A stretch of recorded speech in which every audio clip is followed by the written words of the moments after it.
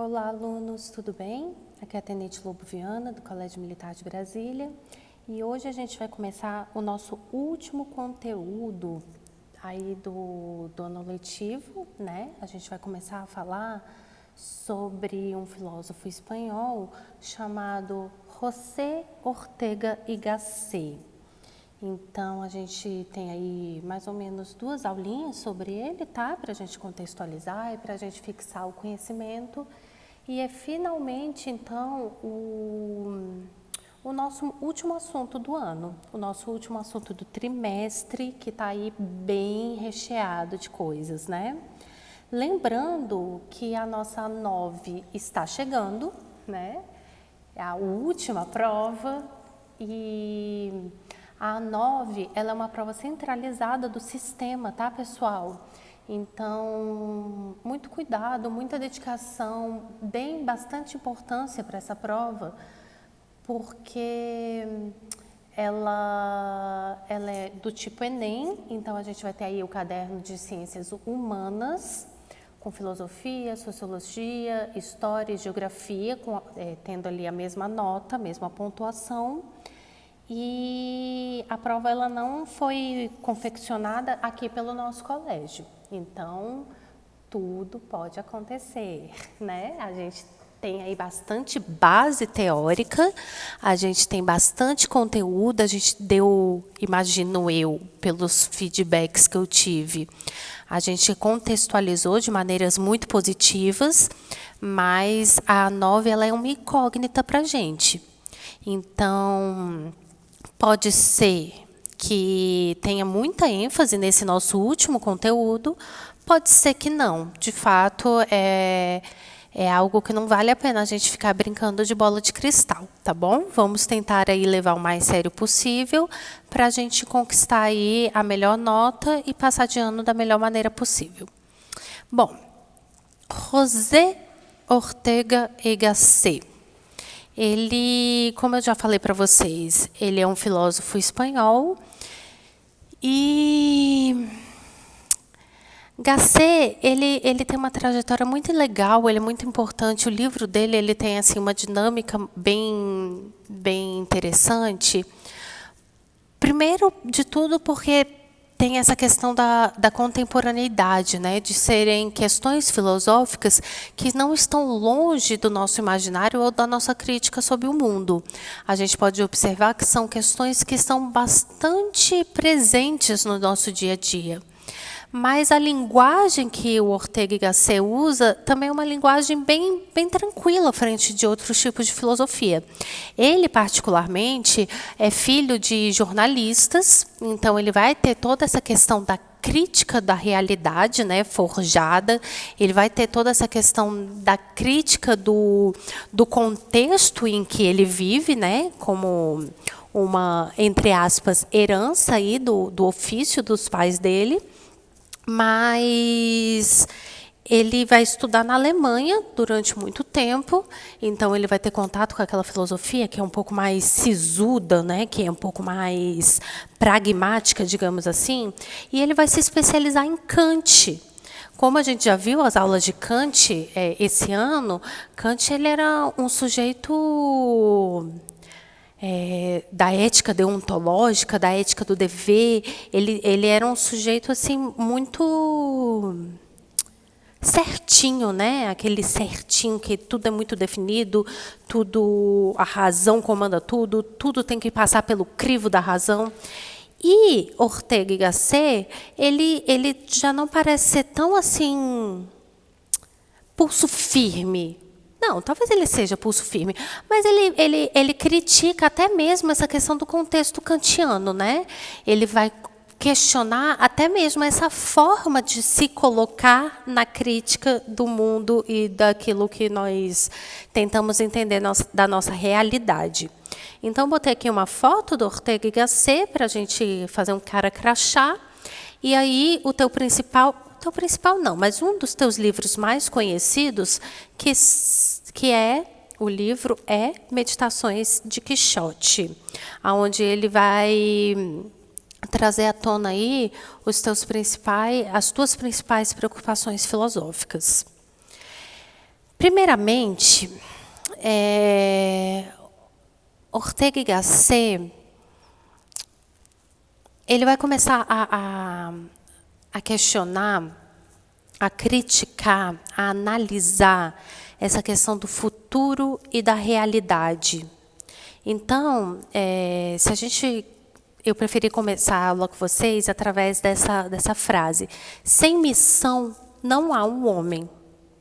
Porque Ortega y Gasset, justamente, ele vai começar a perceber que para eu conhecer a realidade, para eu começar a conhecer aquilo que me envolve, aquilo que participa, né, das minhas ações e de quem eu sou, eu preciso dar uma atençãozinha ao que eu sou, tá? Então, Ortega y Gasset, ele vai cunhar, ele vai especificar um conceito dele, que podem anotar aí, que não está no nosso slide.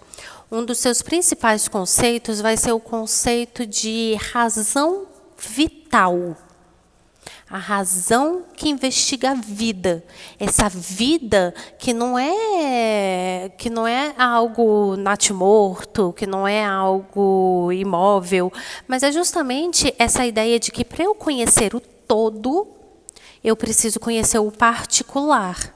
Então, para eu conhecer aquilo que me cerca, aquela realidade que eu quero confrontar, para eu poder me antecipar a uma noção de futuro, eu preciso antes saber quem eu sou, quais são as minhas competências, quais são as minhas possibilidades, as minhas potencialidades.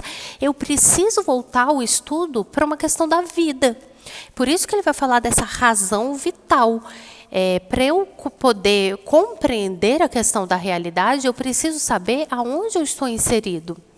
E quem sou eu dentro deste cenário. E aí, o que torna as coisas muito complexas, porque cada um de nós, vivendo na mesma realidade, temos características, identidades, ações tão distintas.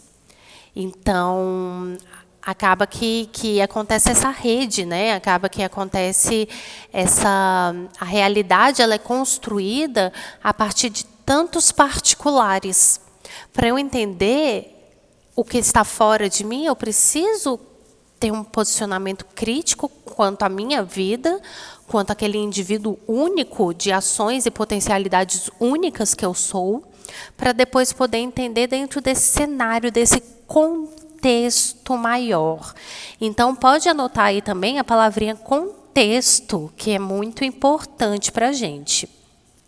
E quando ele fala sem missão não há um homem, é justamente porque quando eu estou falando de razão vital, eu estou falando de ação, eu estou falando de algo que não é inanimado, que não é imanente.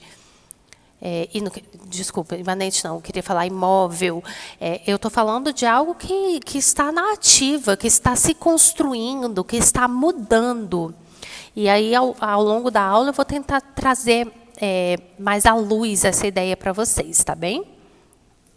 Então, de início, para a gente começar a falar sobre José Ortega y Gasset, a gente pode falar que, para ele, a vida, do início ao fim, é um aprendizado. Como eu falei para vocês, a vida não é... A vida é ativa, né? Essa construção da vida para posteriormente compreender a realidade, ela é fruto de uma ação, é fruto de um motor, de algo que se locomove, de algo que tem força para atingir a tua potencialidade, e não de algo que fica parado, né, esperando as coisas chegarem.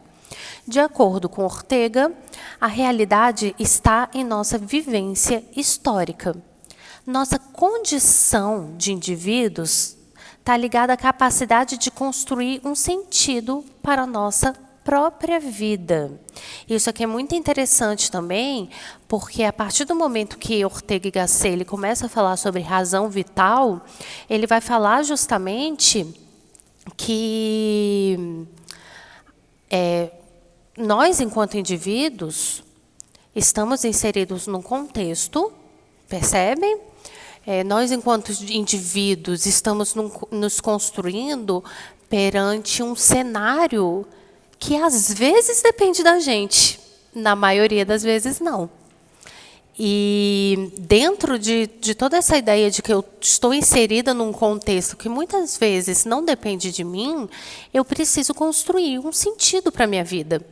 Eu preciso construir um ideal, um caminho, eu preciso começar a fazer propostas de onde eu quero chegar. Então, o que existe aqui para Ortega y Gasset é que é muito difícil, né, se a gente for pensar nesse conceito de razão vital, justamente porque eu preciso ter um pensamento ativo e um pensamento de qualidade, né? Se eu tô querendo criar um sentido para a minha vida, eu preciso ter um pensamento que ele seja um bom pensamento, digamos assim. Não porque eu só quero pensar coisas boas, mas é porque eu preciso ser crítico o suficiente, eu preciso que o meu pensamento ele seja complexo o suficiente para eu conseguir passar por esses estágios de que, em algumas questões da minha realidade, eu consigo andar de mãos dadas com o contexto, né? A realidade ela vai me apresentar uma situação e eu vou conseguir me encaixar ou solucionar essa situação de uma maneira fácil, de uma maneira simples, de uma maneira confortável. Em outras vezes, o contexto que me é apresentado não depende de nada de mim. Qualquer ação que eu vá tomar, eu não tenho o que ser feito, né? E se às vezes já é difícil a gente tomar decisões com coisas que dependem da gente, imagina, né? A gente ficar se percebendo em contextos, em possibilidades que não tem né, o que fazer, que a gente não pode intervir, que a gente não pode tentar ter um controle ali da situação. Então, ele é um típico pensador aí que vai se debruçar nessa questão do viver. E aí, a tua frase mais famosa, essa que eu vou arriscar mesmo, falar que é a mais famosa, é que ele vai falar: eu sou eu e minhas circunstâncias. Né? Justamente naquele sentido de que, para eu me conhecer, eu preciso reconhecer as circunstâncias em que eu estou envolto. Para eu me reconhecer, eu preciso saber que a minha formação de caráter, a minha identidade, aquilo que eu sou no dia de hoje, também depende de circunstâncias que não estão sob o meu controle, que não me pediram licença para acontecer. E eu preciso aprender, então, a amar essas circunstâncias, essas possibilidades, essas diversas complexidades do contexto, para que eu possa continuar seguindo em frente. Essa frase ele vai falar justamente lá no livro que eu apresentei para vocês. Deixa eu voltar aqui um pouquinho. Na Meditações de Quixote, onde ele vai começar justamente a trabalhar essa ideia, então, de que, para eu conhecer a realidade do todo, eu tenho que partir de algo que é menor. Eu preciso do particular para ampliar um pouquinho, né, a minha esfera de conhecimento, para ampliar mais outro pouquinho. Então, entender que eu sou eu, a minha realidade, a minha vida e as circunstâncias que me cercam, entender isso é o primeiro passo para conseguir explorar as nossas potencialidades. É o primeiro passo para eu conseguir começar a pensar se as ações que eu posso ter são corretas ou erradas, as ações que eu quero ter são possíveis ou impossíveis, ou se aqueles fatos que me acontecem, eles são aceitos ou não aceitos, né? Porque a gente está inserido em fatos, os fatos acontecem ao nosso redor, mas a gente também tem ali a incumbência de tentar decidir se não, eu vou tentar seguir desse jeito, eu vou aceitar isso, eu não vou aceitar. Então, é a partir de toda essa crítica que eu faço sobre a situação que eu estou vivendo e de como eu estou inserido naquele contexto, é que eu vou começar a reconhecer quais são as possibilidades, né? Então, eu vou começar a ver, não, essa ação eu não tomo. E eu começo a ver, então, que as minhas possibilidades para o futuro, elas são restritas perante a essa minha decisão. Ou eu começo a ver que eu como me defino agora, às vezes tenho muitos planos para o futuro, tenho muitos achismos, tenho muita potencialidade, mas em coisas que não vão acontecer. E às vezes eu tenho muitas vontades, mas as circunstâncias elas não me ajudam. Então, o que o Ortega y Gasset vai mostrar aqui é que nessa nossa construção da nossa realidade, da nossa vida enquanto indivíduos, a gente passa sempre por esses choques com as circunstâncias, né? Porque eu me criar, eu me desenvolver, eu entender a minha realidade, é eu chocar com as circunstâncias que me envoltam, né? Existe esse constante choque entre o que eu quero e aquilo que me envolve, né? O contexto que me envolve.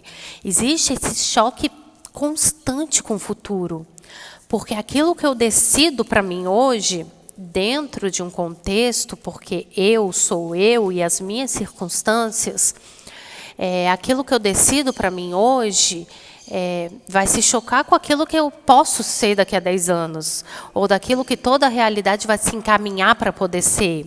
E tem sempre esse choque. O que eu defini para mim daqui a 10 anos pode ser completamente irreal, né? E eu só vou saber isso conforme eu estiver dando os meus passos, seguindo o meu caminho.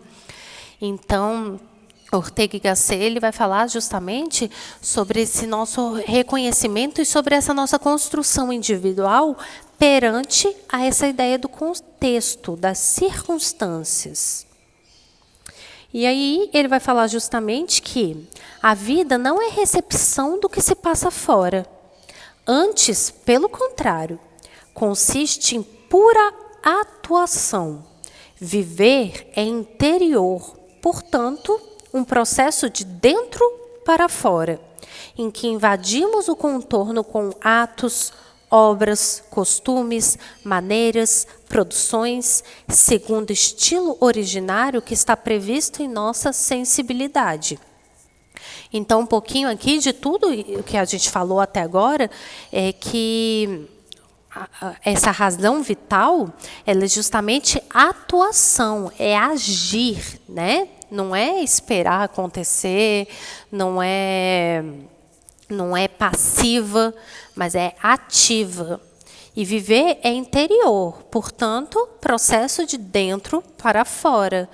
Daí que desenvolve posteriormente a ideia de que para eu conhecer a realidade do mundo, para eu conhecer uma realidade que seja total, eu preciso também passar por essa questão da razão vital, daquilo que faz sentido para mim, daquilo que me identifica, né, perante as minhas obras, os meus atos, as minhas maneiras, nas circunstâncias que me eram possíveis.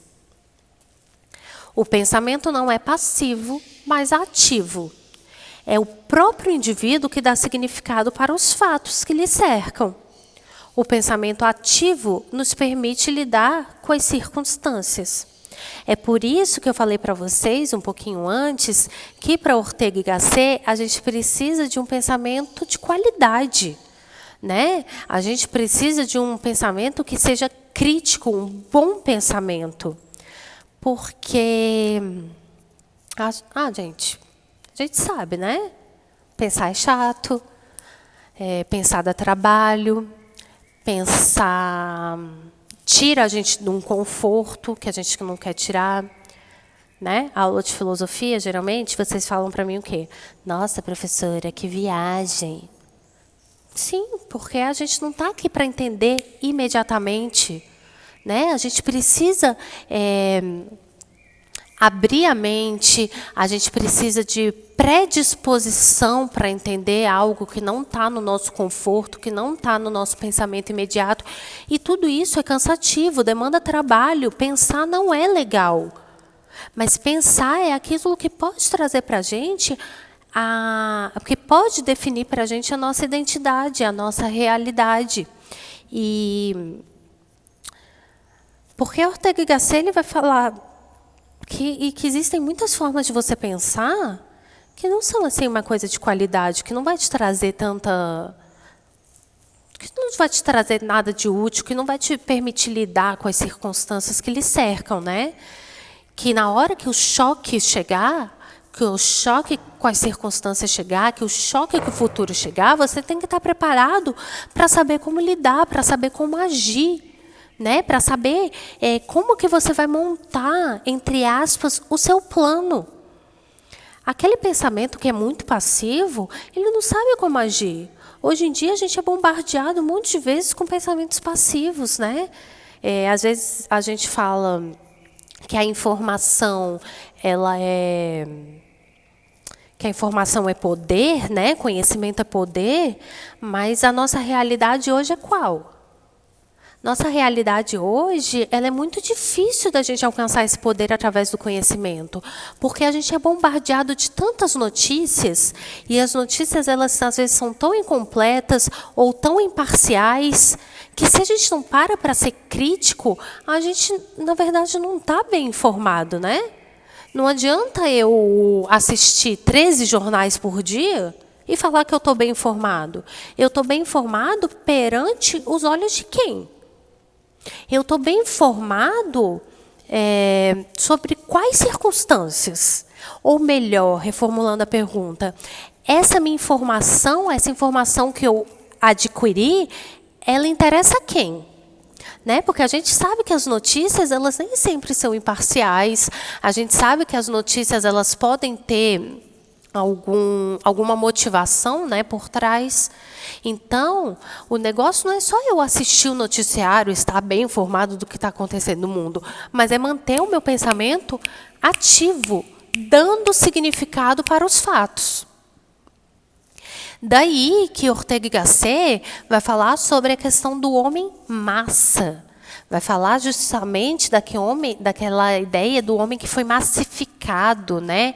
A ser sempre o mesmo, a não criticar, a não botar o seu pensamento à tona, a não se diferenciar dos outros. Sabe aquela ideia da massa? Aquela ideia, né, do pensamento massificado mesmo, né? De que todos pensam iguais, todos fazem a mesma coisa, todos têm a mesma resposta, todos vão para a direita, todos vão para a esquerda, todos seguem em frente. Sabe, quando eu só sigo o pensamento de manada? Então, Ortega y Gasset vai falar o seguinte: o homem massa é aquele que não valora a si mesmo, positiva ou negativamente. De todo modo que se sente como todo mundo. E, no entanto, não se angustia. Se sente à vontade por sentir-se idêntico aos demais. Não há dúvidas de que a divisão mais radical que cabe fazer da humanidade é esta, entre duas classes de criatura.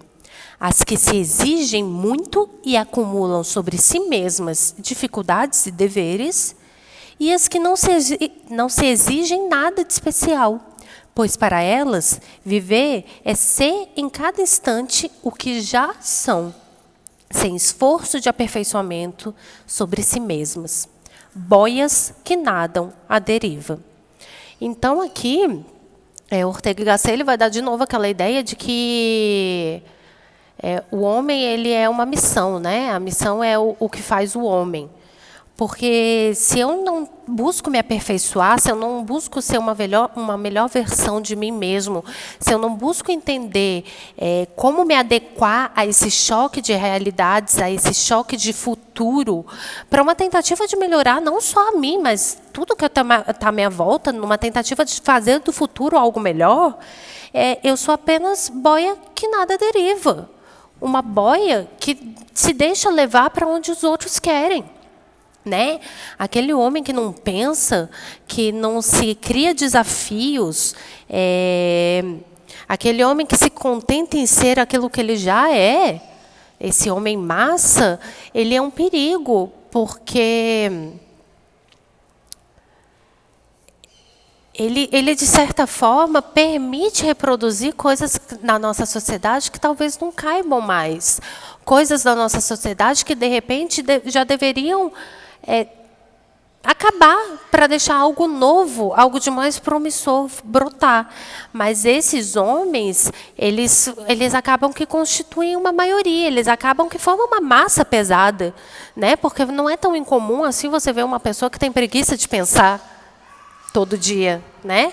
Mas não é tão incomum assim a gente ver esses exemplares de homem massa, desses homens que não se angustiam, que não se sentem incômodos de serem muito iguais aos demais, que não acharam a sua própria identidade. Acabou aqui. Então, hoje eu queria trazer para vocês essa parte mais ampla do Ortega y Gasset, tá? A gente falou aí então bastante sobre razão vital, a gente falou sobre essa questão do contexto, eu sou eu e as minhas consequências, essa questão do choque com o futuro, que é muito importante, que é crucial da gente começar a pensar como que eu posso definir a mim mesmo, e na medida que eu me defino, eu também estou modificando, de certa forma, o contexto no qual estou inserido. Eu não tenho total controle sobre a realidade, mas eu também influencio essa realidade. E essa ideia aí do homem massa, tá bem? Qualquer dúvida, sugestão, participação sobre a aula de hoje, enviem lá no fórum para a gente continuar essa conversa, para a gente poder trazer informações adicionais, tá bom? Bons estudos e até a próxima aula.